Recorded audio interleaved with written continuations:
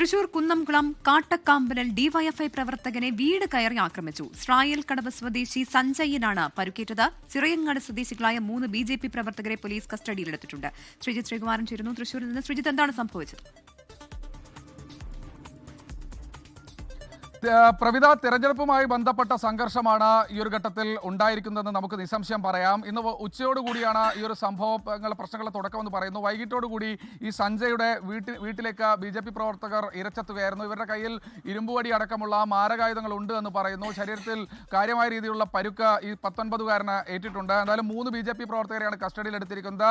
തെരഞ്ഞെടുപ്പുമായി ബന്ധപ്പെട്ട് ഈ പ്രദേശത്തെ ഇലക്ട്രിക് പോസ്റ്റുകളിൽ പോസ്റ്റർ ഒട്ടിക്കുന്നതുമായി ബന്ധപ്പെട്ട തർക്കം നിലനിന്നിരുന്നു. എന്തായാലും ഈ തർക്കമാണ് ഏറ്റവും ഒടുവിൽ ഒരു വലിയ സംഘർഷത്തിലേക്കും ഒരു 19-കാരന് പരിക്കേൽക്കുന്ന നിലയിലേക്കും ഉണ്ടായിരിക്കുന്നത്. ഇയാൾ ഇപ്പോൾ സ്വകാര്യ ആശുപത്രിയിലെ തീവ്രപരിചരണ വിഭാഗത്തിലാണ് ചികിത്സയിൽ കഴിയുന്നത്. എന്തായാലും പോലീസ് 3 പേർക്ക് വേണ്ടിയുള്ള അന്വേഷണം പുരോഗമിക്കുകയാണ് എന്നാണ് ഏറ്റവും ഒടുവിൽ നമ്മൾ കസ്റ്റഡിയിലെടുത്തിട്ടുണ്ട് ഈ 3 പേരെയും എന്നാണ് നമ്മൾ മനസ്സിലാക്കുന്നത്. പേരുവിവരങ്ങൾ അല്പസമയത്തിനകം തന്നെ നമുക്ക് ലഭ്യമാക്കാനാകും. ഈ പ്രദേശത്ത് തെരഞ്ഞെടുപ്പുമായി ബന്ധപ്പെട്ട സംഘർഷങ്ങൾ ഒഴിവാക്കാൻ വേണ്ടി പോലീസിന്റെ വലിയൊരു കാവൽ ഇതിനകം തന്നെ ഏർപ്പെടുത്തിയിട്ടുണ്ട്. പ്രവിധ, ശ്രീജിത്ത് ശ്രീകുമാരനാണ് തൃശൂരിൽ നിന്നുള്ള വിവരങ്ങൾ നൽകിയത്.